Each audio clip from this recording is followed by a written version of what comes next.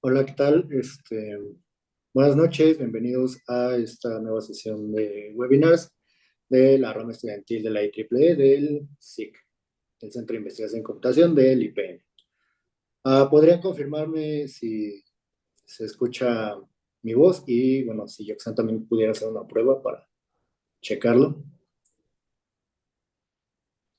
Sí, te escuchas bien. Sí, todos escuchan a Yoxan, nos pueden comentar alguien o por Sí, el yo chat. también me escucho bien.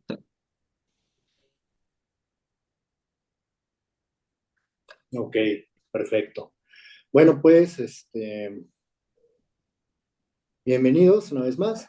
Vamos a dar inicio a al webinar del día de hoy, que lleva por nombre Estrategias Bioinspiradas para Solución de Problemas Complejos. Y ahora me voy a permitir leer una breve semblanza de nuestro ponente. Yoxana Ángeles es un estudiante de doctorado en Ciencias de la Computación en el Centro de Investigación en Computación del Instituto Politécnico Nacional de México, con un fuerte enfoque en redes neuronales artificiales, procesamiento de imágenes y métodos de optimización metaheurísticos. Además, ha publicado trabajos en plataformas reconocidas como IEEE, Explore, donde se detallan sus investigaciones en áreas como la robótica y la inteligencia colectiva. Ha presentado sus hallazgos en eventos académicos nacionales e internacionales, contribuyendo así al avance del conocimiento en su área de especialización. Entonces, bueno, pues una bienvenida una vez más a todos ustedes. Le voy a ceder la palabra a nuestro compañero Yoxan. Y bueno, la ponencia, Yoxan, te recuerdo, dura 45 minutos y de ahí pasaremos a la sesión de preguntas y respuestas. Entonces, el auditorio es tuyo. Ok, muchas gracias. Bueno, pues buenas tardes a todos. Bienvenidos a este webinar. Y pues como ya dijo Marco, les voy a presentar este webinar que lleva por nombre Estrategias inspiradas para solución de problemas complejos.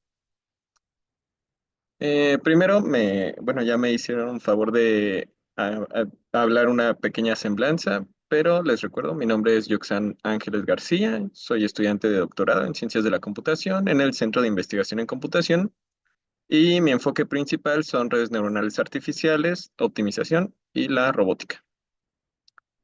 Entonces, aquí de lo que les voy a hablar son de metaheurísticas. El webinar lleva por nombre Estrategias Bien Inspiradas, pero en realidad es un poco más amplio, ya que no solamente existen estrategias inspiradas en la biología, sino también pues, pueden estar inspiradas en fenómenos naturales, físicos o químicos. Y a este tipo de algoritmos se les llama metaheurísticas, que son estructuras de algoritmos que se pueden utilizar para resolver problemas, pero algo importante es que es de manera aproximada. Como ya mencioné, existen algoritmos que son bioinspirados, pero también pueden ser inspirados en otro tipo de fenómenos físicos en la naturaleza. Y como les dije también, es importante mencionar que las metaheurísticas dan soluciones aproximadas, no soluciones exactas, pero son bastante útiles porque muchas veces estas soluciones aproximadas son suficientemente buenas para resolver el problema que tengamos que tratar. Pero aquí algo importante es cómo pasamos de un problema a un modelo que sea optimizable. Esto es principalmente que un problema lo podamos traducir a un lenguaje matemático. No siempre es así, pero en la mayoría de los casos es lo que buscamos, poder transformar un problema en un lenguaje matemático, en una ecuación que nosotros podamos minimizar o maximizar dependiendo de lo que queramos. En este tipo de, bueno, en los problemas tenemos las decisiones que podemos modificar dentro de nuestra posible solución para ver si es mejor o peor. Esto sería el equivalente matemático a una variable. Y de esta forma, muchas veces vamos a poder transformar nuestra función objetivo, que es el problema que queremos resolver, en una ecuación. Aquí les puse un ejemplo bastante simple que de hecho puede que lo hayan visto en la materia de cálculo, donde lo que queremos hacer es construir una caja rectangular abierta, es decir, sin tapa, a partir de un pedazo de cartón que tengamos, un pedazo rectangular de cartón, como el que vemos en esta imagen. Entonces, aquí lo que tenemos, lo que vamos a hacer es que vamos a recortar 4 cuadrados en cada una de las esquinas de una longitud X para que al doblarlo, pues tengamos nuestra caja. Tenemos la longitud de X aquí y la longitud de nuestra caja va a ser L menos 2X, porque le vamos a recortar aquí a cada una de las esquinas. Y de largo va a ser W menos 2X. Y nuestro objetivo va a ser maximizar el volumen de la caja.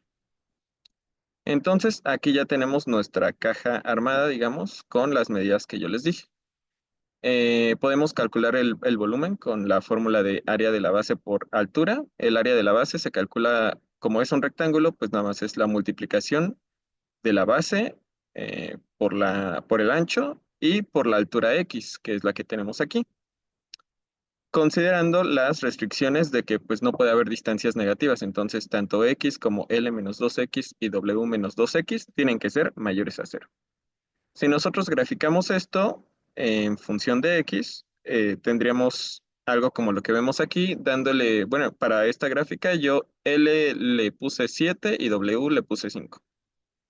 Si graficamos esto, tenemos esta curva donde el máximo volumen lo encontramos justamente aquí cuando X vale 96.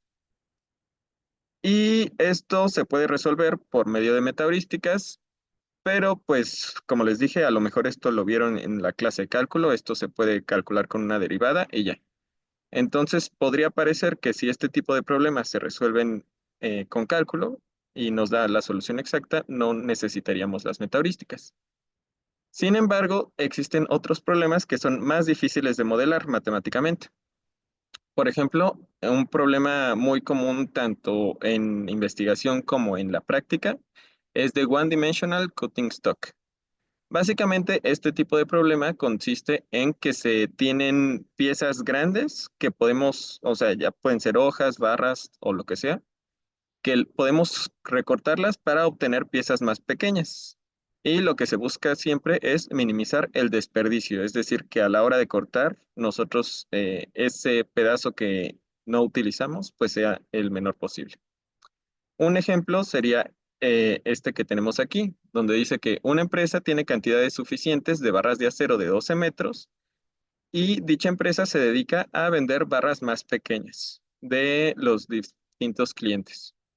Entonces, esta empresa, las barras más pequeñas que entrega son de 3 metros. Todo lo que sea menor a 3 metros se va a considerar desperdicio porque ya no lo puede vender. Y aquí tenemos unos 4 pedidos con diferentes dimensiones de barras y pues diferente cantidad. Entonces, lo que tiene que hacer la empresa es que si tenemos estas barras de 12 metros, cortarlas de manera que cumplamos con el pedido, pero minimizando el desperdicio. Entonces, esto matemáticamente es pues más difícil de visualizar. Ya no podría resolverse con cálculos. Sin embargo, sí podemos resolverlo con metaheurísticas. Una posible solución sería, esta no es única, pero a la que yo propongo, por ejemplo, puede ser que tengamos un vector con subvectores, como el que se ve aquí abajo, donde este vector, cada subvector o cada sublista represente una barra que se partió en ciertos pedazos. Por ejemplo, aquí tenemos la barra que se partió en 4 pedazos de 3 metros y nos dio los 12 metros. Esta de un pedazo en 3, otro en 5 y otro de 4 metros. Esta de 2 de 5 metros y así diferentes. Esto en un principio sería aleatorio. Sería una propuesta que nosotros generamos o escribimos, imaginamos. Y ahora lo que tenemos que hacer es calcular el desperdicio. El desperdicio, recuerden, es lo que nosotros queremos minimizar. Para calcular el desperdicio tendríamos esta fórmula que es 12, el tamaño de la barra, menos la suma de los pedazos que nosotros cortamos. Aquí, por ejemplo, 12 menos la suma de estos 4 pedazos daría 0. En otro espacio, por ejemplo, otra barra que cortamos en un pedazo de 7 y uno de 4 metros, tendríamos esto que nos daría un desperdicio de 1 metro. Entonces, lo que tenemos al principio va a ser un vector con diferentes sublistas, donde cada una de estas sublistas va a ser una barra, como dije. Y entonces el algoritmo metaheurístico lo que haría sería ir modificando estos patrones de corte de cada barra para minimizar el desperdicio y también minimizar el número de barras que se están utilizando. Ahora, supongamos que tenemos una metaheurística que nos dio una solución, pero ¿cómo sabemos o cómo buscamos una buena solución? Para esto, en optimización existen dos conceptos básicos que son la exploración y la explotación. La exploración de lo que nos habla es de la capacidad del algoritmo para investigar en nuevas áreas dentro de nuestro espacio de búsqueda, es decir, de todas las posibilidades de modificar una variable. Y el objetivo es justamente descubrir regiones donde probablemente esté la mejor solución.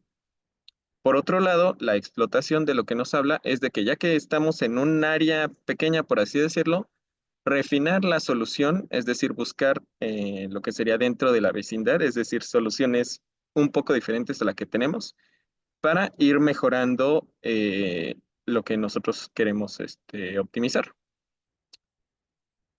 Entonces, aquí les pongo un ejemplo de exploración y explotación. Tenemos aquí dos funciones. La exploración lo que nos haría, lo que hace más bien es lo que vemos aquí. Empieza en este punto de aquí y después se mueve hasta acá, por acá y por acá. Es decir, nuestro espacio de búsqueda en este caso se limitaría a -2 a 2 y lo que queremos optimizar es el eje Z. Entonces, si queremos buscar ya sea el punto más bajo o más alto, la capacidad de exploración del algoritmo lo que va a hacer es que va a permitir que pase de un punto a otro alejado, bastante alejado, digamos, de donde partió primero. Por otro lado, la explotación es lo que veríamos en esta segunda función. En este caso, lo que está haciendo es que pues esta área es mayormente plana, pero aquí hay dos valles que si nosotros lo que queremos es minimizar, nos interesa encontrar el valle más profundo. Entonces, aquí lo que está haciendo el algoritmo es que dentro de esta área se está moviendo para ir mejorando la solución. Entonces, pues básicamente estos son los dos conceptos. Espero que hayan quedado claros. Y justamente también las metaheurísticas lo que buscan es encontrar un equilibrio entre exploración y explotación, porque es importante poder explorar toda el área de búsqueda, o bueno, una gran cantidad del área de búsqueda para encontrar las mejores soluciones, pero no quedarnos en la superficie, sino una vez que estamos en una buena región, poder explotar esa zona, que sería justamente en este ejemplo, si el algoritmo tiene una gran capacidad de exploración, podría empezar aquí en esta zona, luego moverse para acá, pero si no tiene una buena capacidad de explotación, nunca va a llegar ni a este valle ni a este de aquí. Ahora sí, algoritmos bien inspirados. Aquí les voy a hablar de tres algoritmos bien inspirados que son bastante utilizados, pero realmente no son los únicos. El primero va a ser Ant Colony Optimization. Ant Colony Optimization, para lo que, bueno, está inspirado en el comportamiento de los hormigueros, de las hormigas, simulando que lo que están haciendo es buscar el camino más corto para encontrar una fuente de alimento. Este algoritmo se basa en feromonas, que serían las que se simula que están dejando las hormigas, para guiar a las otras hormigas al camino más corto posible. Entonces, este se utiliza mucho en grafos. Muchos problemas se pueden representar en grafos. Si un problema se puede representar con grafos, entonces se puede aplicar Ant Colony Optimization. Entonces, tenemos este grafo que vemos aquí. Este es el punto de inicio, este de aquí abajo es el punto final y queremos encontrar la ruta más corta. Entonces, lo que vamos a hacer es poner a trabajar a nuestras hormigas. Supongamos que la hormiga empieza aquí en este nodo que se iluminó de rojo y la hormiga va a tener cuatro posibles lugares o cuatro nodos a donde irse moviendo. Cada uno de estos nodos va a tener diferente peso. Lo que va a hacer la hormiga es que por probabilidad va a escoger alguno de estos números. No necesariamente va a escoger el que tenga una probabilidad más alta, Pero pues justamente si nosotros generáramos, por ejemplo, un número de 0 a 1 y buscamos el uno que tenga altas probabilidades, ese va a ser el que se escoge. Para la probabilidad se calcula con esta fórmula que tenemos aquí. Esta tau representa el valor de las feromonas y esta nabla, me parece, representa el peso de nuestra arista que va a unir estos nodos. Este peso puede ser tal cual una distancia, en el caso de que quisiéramos el camino más corto, por ejemplo, en una ciudad, o puede ser algún otro valor dependiendo de lo que estemos representando con el grafo. Pero lo importante aquí es que esto va a ser la visibilidad y pues buscamos que el camino más visible sea el que tome la hormiga. Al principio, las feromonas van a tener un valor de 1 para que no se afecte en esta probabilidad, ya que como al principio la hormiga no va a conocer cuál es la mejor opción, pues simplemente se queda en 1. Más adelante les voy a mostrar cómo se actualizan las feromonas. Entonces, por ejemplo, en este caso tenemos que esta es la probabilidad.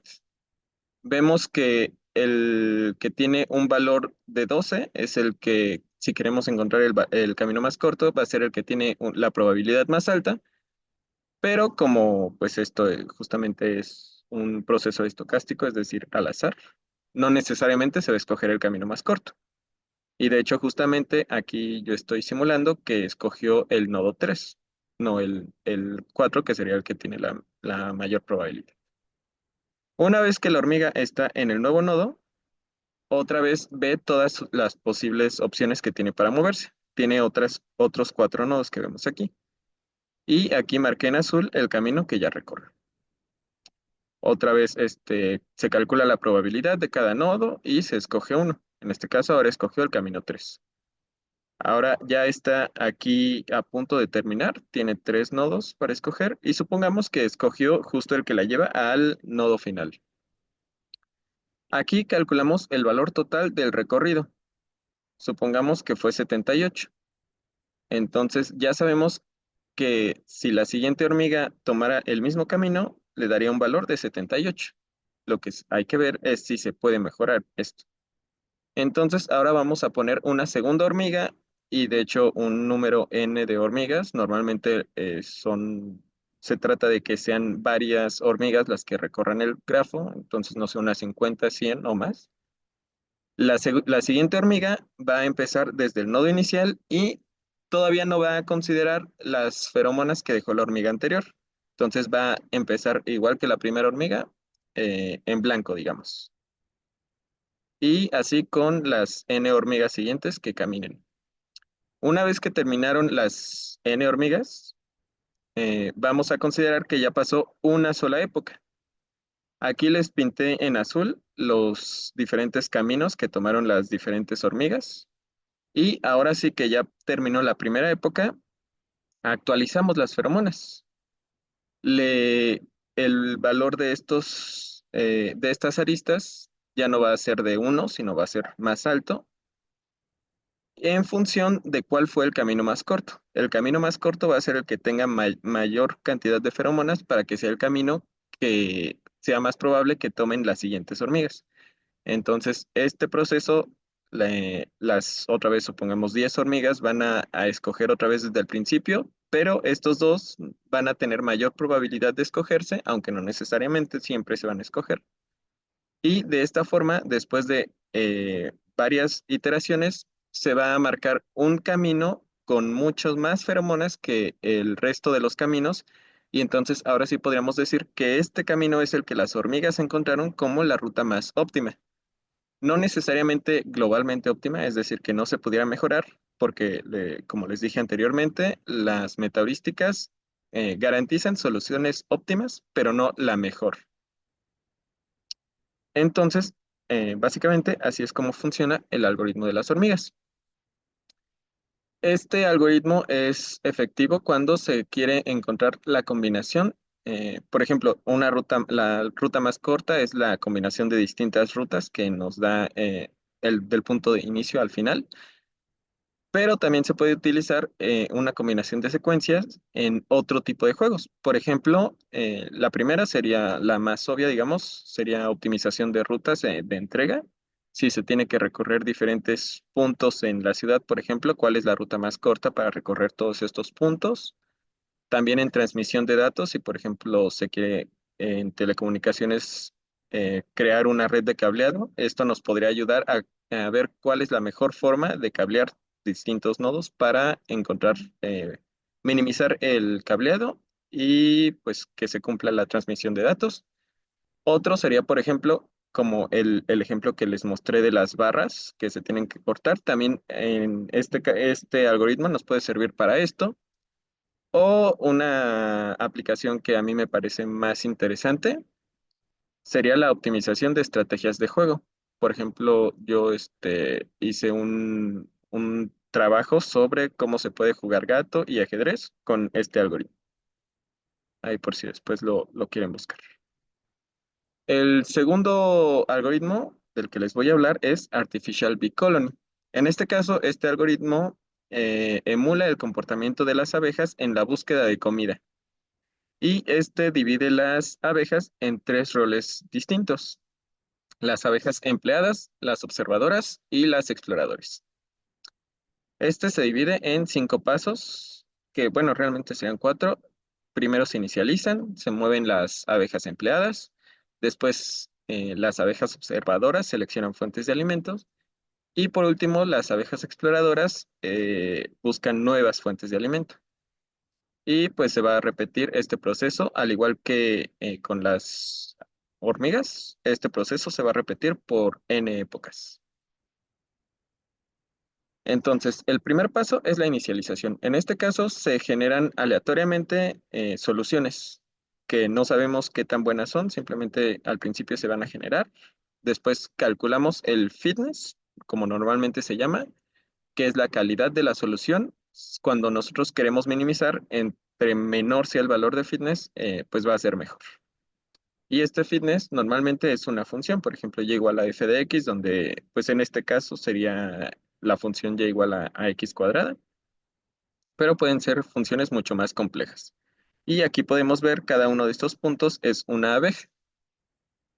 Entonces cada una de estas va a ser una abeja empleada. Después, estas abejas empleadas se van a mover en la localidad, es decir, en puntos cerca de donde están. Aquí, como les estoy mostrando en las flechas, si se mueven a un punto que es mejor, se quedan con la nueva solución, si no, así lo dejan.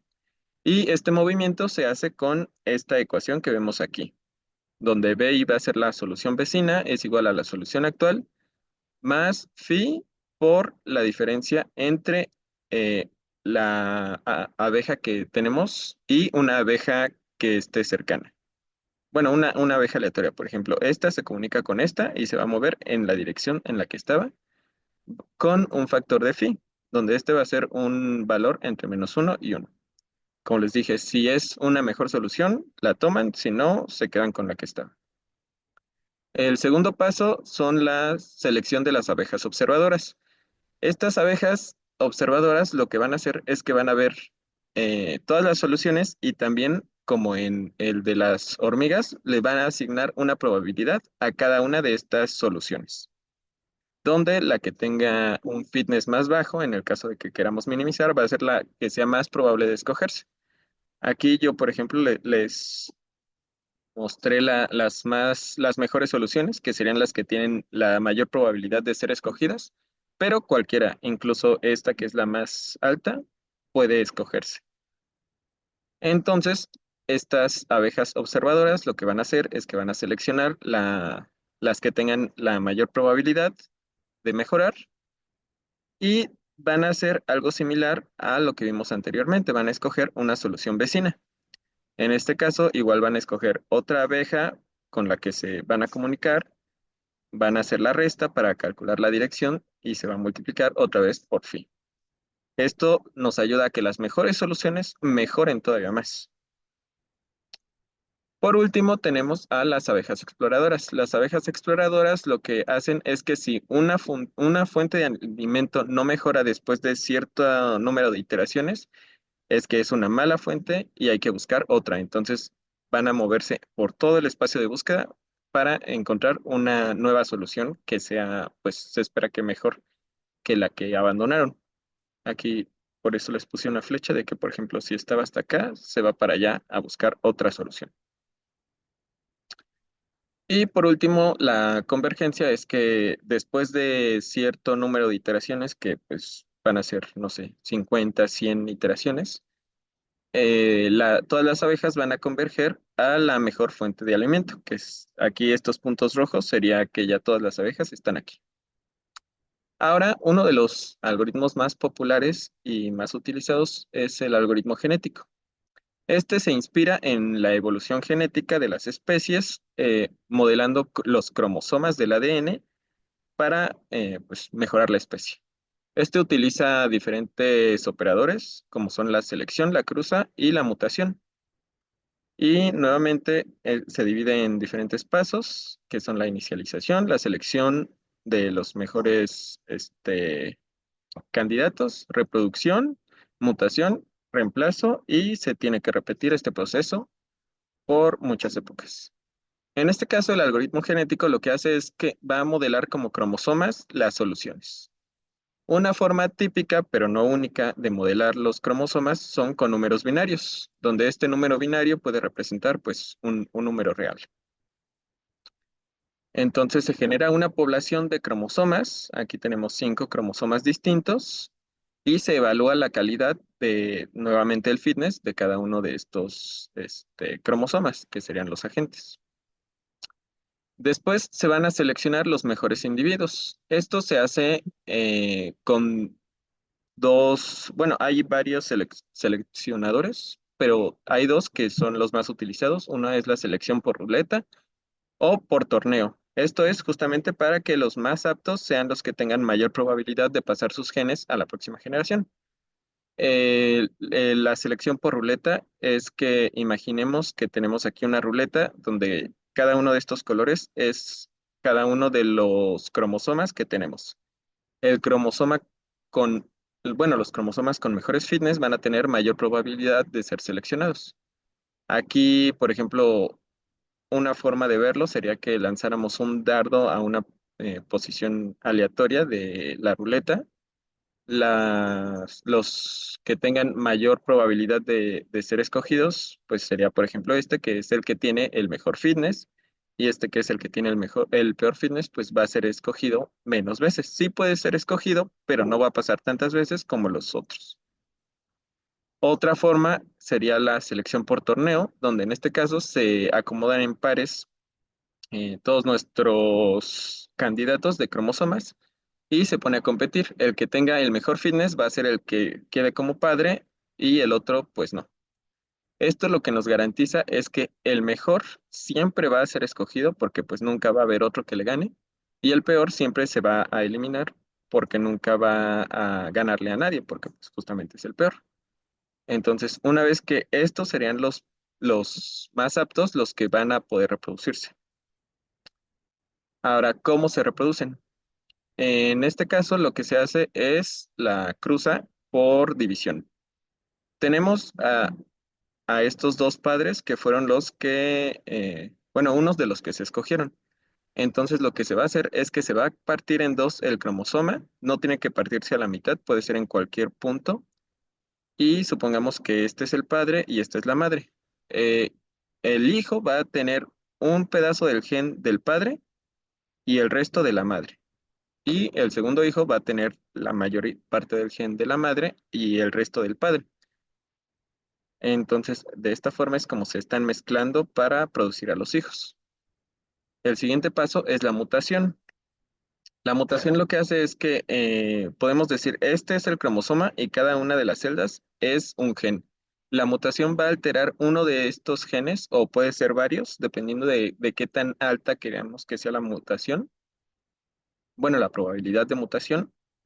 Y, por ejemplo, aquí se escogieron dos, que en este caso, como es binario, la mutación va a ser que si era uno, va a pasar a cero, y si es cero, va a pasar a uno.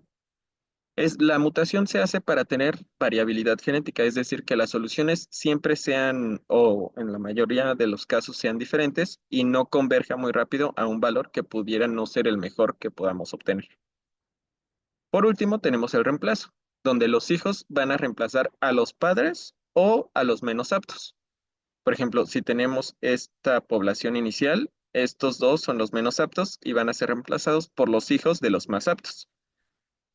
Ya depende si queremos reemplazar únicamente a los menos aptos o queremos que toda la población desaparezca, que pues, digamos sería más parecido a lo que pasa en la biología, que todos los padres mueren y los hijos se convierten en los nuevos padres. Y nuevamente, la convergencia va a hacer que después de un número de iteraciones vamos a tener una buena solución y todas las soluciones o toda la población va a ser muy similar. Ahora tenemos los algoritmos inspirados en la naturaleza. Hay muchos, pero aquí yo les voy a hablar de dos. Uno es el recocido simulado o en inglés Simulated Annealing y la búsqueda gravitacional. Primero, la Gravitational Search Algorithm en inglés se inspira en la ley de la gravitación universal de Newton, donde cada una de las soluciones va a ser una partícula que interactúa gravitacionalmente con las demás. Y justamente la fuerza gravitacional es la que va a guiar a las partículas a la mejor solución. Como se inicia es que, al igual que en los dos anteriores, aleatoriamente se proponen soluciones y a cada una de esas soluciones, bueno, cada una de las masas que te da la solución, se le va a asignar una masa, que se va a calcular con esta fórmula, donde FI va a ser la solución actual, worst es la peor solución y FBest es la mejor solución. Después se va a calcular la fuerza gravitacional entre cada uno de los agentes con los demás. Entonces, esto se calcula con esta fórmula, donde aquí la fuerza del agente 1 y con el agente J va a calcularse con esto, la constante gravitacional por la masa de los dos por la distancia. Y posteriormente, esto va a ser para la interacción de cada uno de los agentes con los demás y después se va a calcular la fuerza neta de toda la población, digamos, sobre cada uno de los agentes, haciendo la sumatoria que vemos aquí. Después, pues justamente la gravitación lo que va a hacer es que va a producir movimiento, entonces se va a calcular la aceleración y la velocidad de cada una de las partículas y se va a actualizar la posición. X va a ser la posición y T más 1 pues es en el tiempo siguiente, en la época siguiente. Por último, se va a ajustar la constante gravitacional donde se va a disminuir para que cada vez las partículas se muevan menos. Al principio se van a mover mucho, después menos, porque la constante gravitacional ya es menor. Y se va a evaluar la calidad o el fitness otra vez de los agentes. Se van a actualizar las masas, porque las masas, recuerden que la fórmula dependía de la calidad de la solución. Y se van a repetir los pasos hasta que se cumpla un criterio de parada que puede ser un número dado de épocas o que ya alcanzaron un valor. Esto aplica para todas las metaheurísticas. Por último, tenemos el recocido simulado. Este es, a diferencia de las demás metaheurísticas que les he hablado, este es de una sola solución, no es de una población de soluciones como en los anteriores. Y personalmente por eso me gusta bastante esta metaheurística.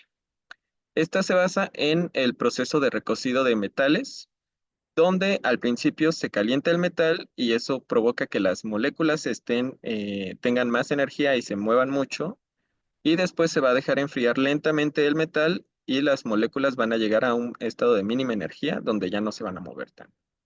Entonces, justamente es lo que quiere imitar este algoritmo y para lo que nos sirve es para no quedar atrapado en mínimos locales. Un ejemplo de mínimos locales, pues serían todos estos. El mínimo global tenemos aquí, pero muchos algoritmos, si no tienen una forma de evitar mínimos locales, si por ejemplo está aquí, caería aquí al fondo, que este es uno de los problemas que tienen algunos métodos matemáticos clásicos, que no es tan fácil escapar de estas soluciones para llegar a la mejor. Entonces, lo primero que se hace es, se selecciona una solución inicial al azar, que por ejemplo sería este punto rojo que vemos aquí. Después vamos a definir una temperatura inicial, que sería como que el material está caliente. Tiene que ser una temperatura alta al principio y se va a definir también un criterio de enfriamiento. Es decir, cómo queremos que se enfríe, qué tan lento queremos que se enfríe este material, por así decirlo. Y se puede enfriar exponencialmente, linealmente, logarítmicamente o con muchos otros criterios. Y también vamos a establecer el número máximo de iteraciones antes de disminuir la temperatura. Es decir, podemos disminuir la temperatura a cada paso o esperar cierto número de iteraciones antes de disminuir la temperatura. Y después se va a buscar una solución cercana o una solución vecina. Se hace con esta fórmula. La solución nueva va a ser igual a la solución anterior o actual más un valor phi, que este valor phi no es un valor específico, pero tiene que ser un valor pequeño. Por ejemplo, de menos 0,1 a 1, en este caso, donde tenemos el espacio de búsqueda que va de menos 5 a 5. Pero no hay limitante. Esto se escoge dependiendo de cada persona o de cada vez que se quiera implementar el algoritmo. Después se calcula la probabilidad de aceptar o rechazar esta nueva solución. Es decir, si es mejor, la vamos a aceptar porque pues mejoramos, si es lo que queremos. Pero si es peor, se calcula la probabilidad de aceptarla. Se calcula con esta fórmula de aquí. La probabilidad es igual a E a la menos delta E, que va a ser la diferencia entre las dos soluciones entre la temperatura actual.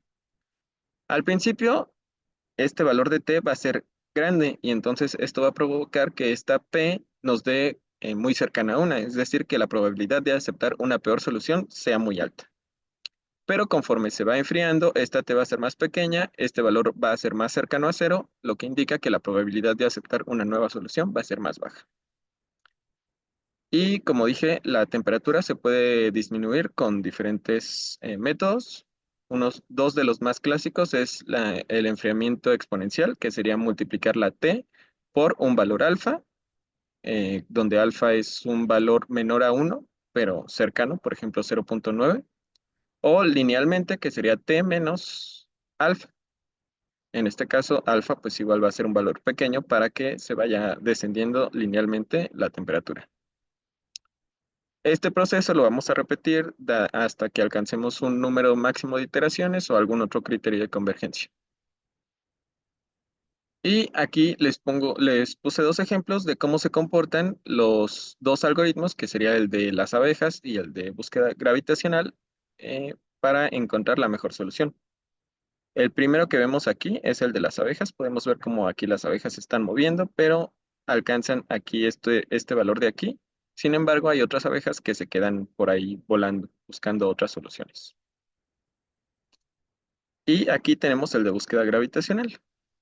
Aquí podemos ver las partículas que rápidamente, mucho más rápido que con ABC, se juntaron aquí en este punto que sería el pozo gravitacional, por decir algo.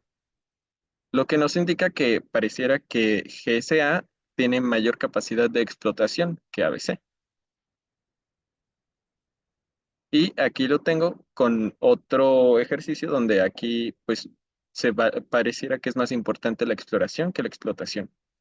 Aquí vemos nuevamente las abejas, cómo se van moviendo, van escogiendo, aquí vemos en este lado, en este otro o por acá, cómo están buscando mejores soluciones.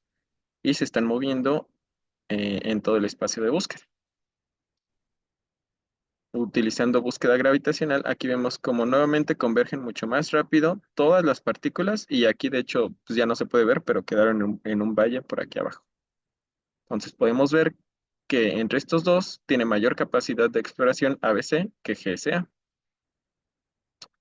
Pero aunque yo aquí les hablé de algunos algoritmos, realmente hay muchísimos. Aquí tengo otros algoritmos, por ejemplo, evolución diferencial, que se basa en vectores para encontrar la solución. Búsqueda armónica, que se basa en el proceso, este es muy interesante porque se basa en el proceso de improvisación musical. También tenemos un algoritmo de ballenas, inspirado en el equilibrio químico, inspirado en enjambres de libélulas o de aves, de lobos grises también. Hay como vemos, muchos. Y estos realmente también, aunque son varios, son una pequeña parte de cientos de algoritmos que hay. Y a lo mejor ustedes se preguntan, ¿por qué necesitamos tantos algoritmos? Si ya vimos con los ejemplos que funcionan para encontrar una buena solución, ¿para qué quiero más algoritmos? Y esto se debe a un teorema llamado en inglés como el teorema de No Free Lunch o de no almuerzo gratis, que fue propuesto en 1997. El nombre tan curioso viene de una expresión en inglés que dice no existe algo como un almuerzo gratis. Este algoritmo lo que nos dice es que analizando el rendimiento de los algoritmos de optimización sobre todos los problemas posibles, resulta que no existe un algoritmo que sea mejor que todos los demás para resolver todos los problemas. ¿Esto por qué?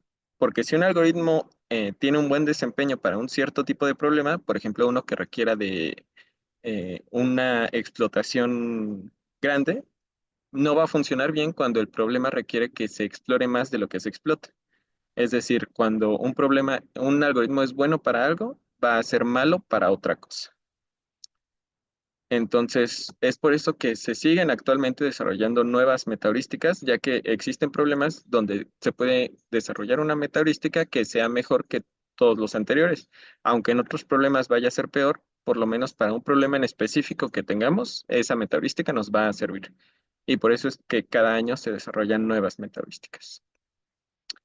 Y esto, pues a lo mejor ustedes dicen, se ve bonito en la animación de cómo se mueve, pero esto realmente tiene una utilidad, aparte de la que les mostré con la empresa de corte. Y sí, hay varias. Aquí yo les puse algunos artículos científicos que prueban con problemas reales las metaheurísticas. Uno sería, por ejemplo, para la programación de una terminal de contenedores en un puerto, utilizaron un algoritmo genético. Otro me pareció bastante interesante porque genera cargas horarias para estudiantes basados también en algoritmo genético, como les dije, este es de los más populares, y este genera horarios dependiendo de las necesidades de los alumnos, es decir, si quieren estar muchas horas en la escuela o quieren pasar la mayor cantidad de materias posibles, depende. Otro aplicación sería en diseño de estructuras o análisis de vibraciones, esto en estructuras, pues como pueden ser edificios o incluso también en aplicaciones financieras. Por ejemplo, para analizar el riesgo crediticio o predicción de quiebras, se pueden utilizar metaheurísticas. Si ustedes quisieran iniciar con esto de las metaheurísticas, algunos consejos que yo les podría dar sería que primero la metaheurística que les interese, empiecen a hacerlo antes de meterse a programar, hagan a mano un ejercicio muy simple para que entiendan cómo está funcionando. Una vez que ya saben cómo funcionan, ya pueden empezar a codificar, pero empiecen con problemas sencillos. Yo lo que recomendaría sería minimizar una función para empezar. Ya cuando funcione para eso, ya pueden probar con un problema más complejo.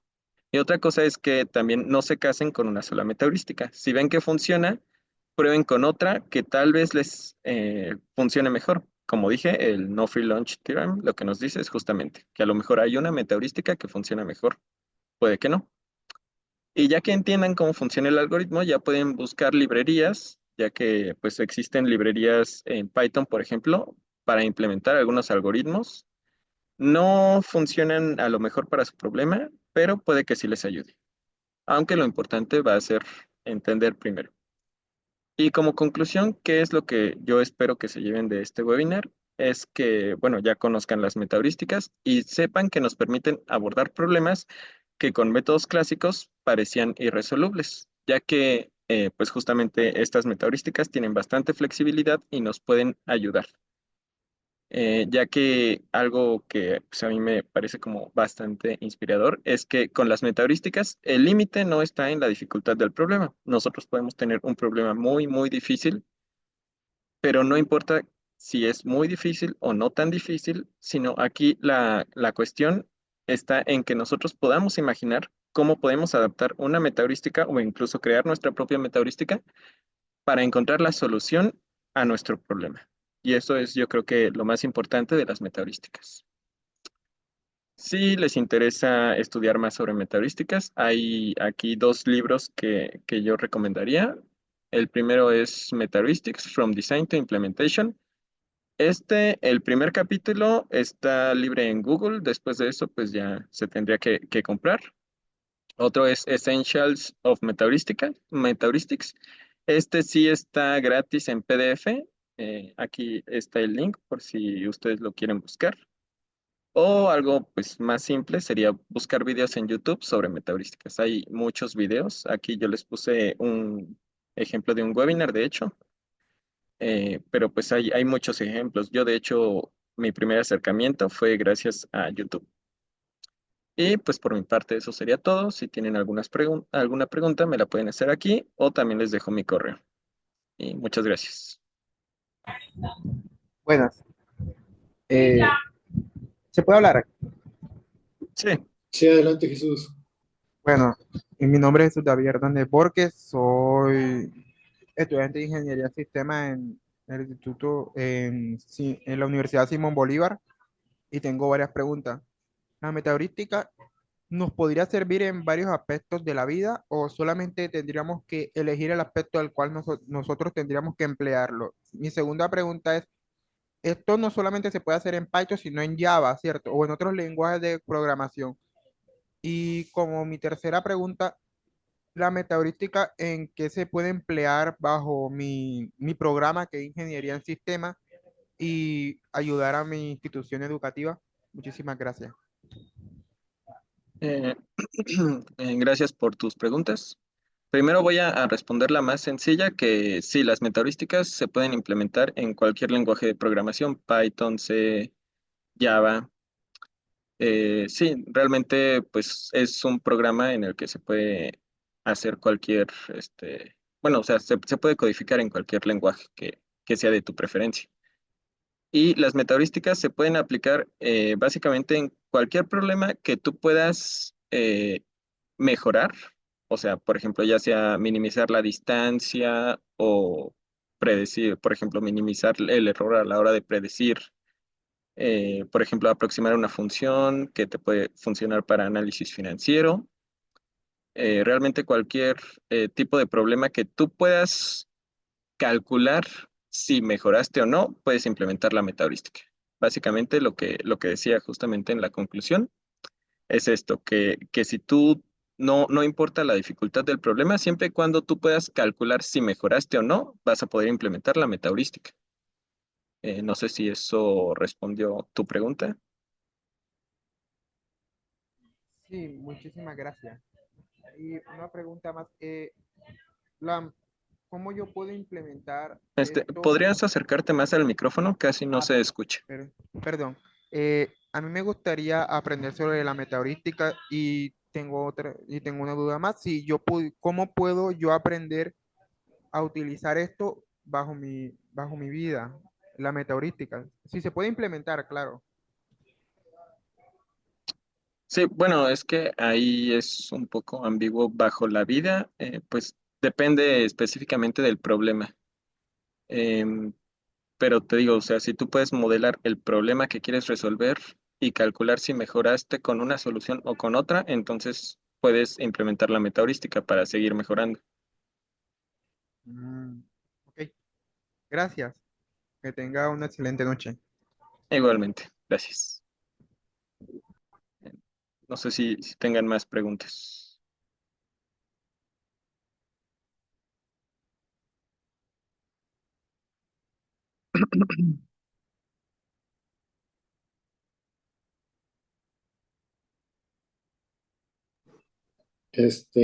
También pueden escribir por el chat si quieren hacer alguna pregunta. Si no, pues pueden abrir su micrófono también, por favor. Adelante.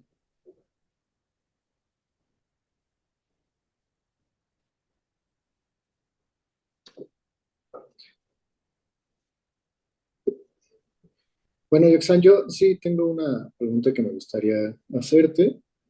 Eh, ¿En qué ramas de investigación es que tú estás implementando las metaheurísticas, ¿no? O sea, ¿cómo es que las estás incorporando en tu área de investigación? ¿En qué área de investigación?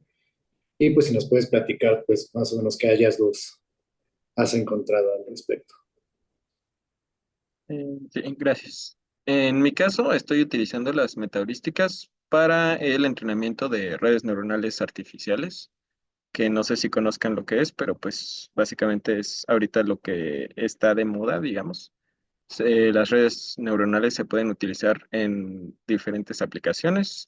Actualmente, pues la más famosa sería el procesamiento del lenguaje natural, donde justamente se tienen estos programas como ChatGPT para responder, pero también mi principal interés fue para poder aplicarlo en robótica, es decir, robots que pudieran aprender a caminar sin caerse utilizando metaheurísticas y redes neuronales artificiales.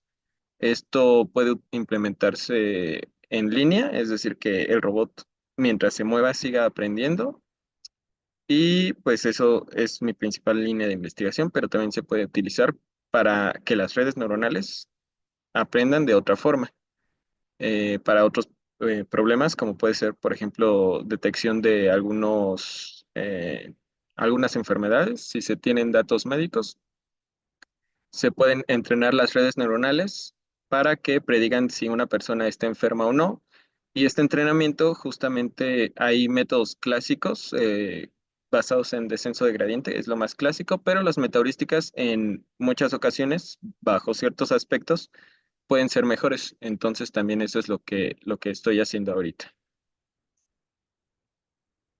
Y bueno, estoy viendo aquí en el chat dos preguntas. La primera, ¿cuáles son las metaheurísticas más populares? Las más populares yo diría que son algoritmos genéticos, colonia de hormigas, uno que no presenté, pero que también se usa bastante, es optimización por enjambre de partículas. Y pues también la de lobos grises me pareció interesante, aunque no es tan popular todavía porque es más o menos nueva, entonces las más populares son las que ya llevan 10 20 años, que serían los algoritmos genéticos, la evolución diferencial, el recocido simulado, son algunas de las más populares, pero realmente hay muchas. Y la segunda pregunta es, ¿cómo comparar la eficacia de diferentes metaheurísticas en un mismo problema? Ahí todo depende de tú qué consideras como eficacia. Si lo que quieres es minimizar un problema, pues pruebas diferentes, la que te dé el valor más pequeño sería como la mejor, pero también es importante considerar otras cosas como el uso de recursos o el tiempo. Puede que una metaheurística te dé la mejor solución, pero si se va a tardar mucho más que las demás, a lo mejor no te sirve. O si utiliza muchos recursos y tú la quieres implementar, por ejemplo, en un Arduino o algo más pequeño, pues necesitas que no ocupe tanta memoria. Y también para saber qué metaheurística es mejor que otra en un problema, pues realmente ahí sí sería por prueba y error. Ahí, por ejemplo, si lo que queremos es escoger una metaheurística para implementar, pues pudiera ser ver los trabajos que se han hecho, hay trabajos donde comparan diferentes metaheurísticas, entonces si nuestro problema se parece a uno que ya compararon, podemos escoger. Y pues también, como decía anteriormente, va a depender de qué es lo más importante para ti. Si simplemente encontrar una mejor, es decir, que encuentre el valor más pequeño o más grande o que sea la más rápida o la que utilice menos recursos. Y la diferencia entre metaheurística y heurística, básicamente es que las heurísticas son reglas simples que se aplican para un problema específico. Las metaheurísticas combinan diferentes heurísticas para poder hacerlos más flexibles, estos algoritmos, y que nos sirvan para diferentes soluciones. Es decir, la heurística, por ejemplo, nosotros podemos proponer una heurística que sería, no sé, si un valor es más grande, réstale uno. Eso sería una heurística. La metaheurística es cuando nosotros combinamos diferentes para tener diferentes, bueno, para poder implementarlo en diferentes problemas.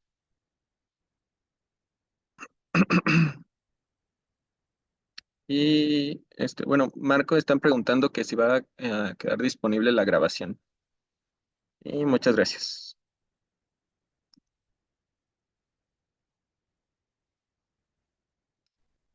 Ya, muchas gracias, Roxanne, por tu participación y por tus respuestas. En cuanto a la última pregunta sobre la grabación, sí, sí va a quedar disponible. Más adelante, pues les haremos saber la manera de acceder a a todas nuestras grabaciones. Ok. Un momento, por favor. Bueno, estoy compartiendo pantalla. Dos últimas cosillas nada más antes de irnos. Les acabamos de enviar al chat aquí de la videollamada el link para todos aquellos que quieran solicitar su constancia de participación en este webinar. Bueno, ahí pueden acceder. Les recordamos que estos links están activos únicamente 15 minutos después de que cerramos sesión. Entonces, bueno, para que no lo dejen pasar, nos esperen para que puedan acceder a su constancia. Y bueno, por otro lado, los queremos invitar a la siguiente sesión de nuestros webinars, que les estoy compartiendo en este momento la información. Será el 18 de diciembre a las 7 p.m. y bueno, ahí ya tenemos el QR para el registro y de todos modos, pues de la misma manera en la que se está informando de estos webinars, pues les estaremos haciendo llegar toda esta información una vez más. Pues muchas gracias, Yoxan, por tu participación. Te damos un fuerte aplauso virtual y sobre todo, pues también muchas gracias a todos los asistentes. Nos Gracias vemos. a ti. Que tengan una muy bonita noche todos. Que tengan una muy buena noche. Hasta luego. Hasta luego. Hasta luego. Gracias, hasta luego.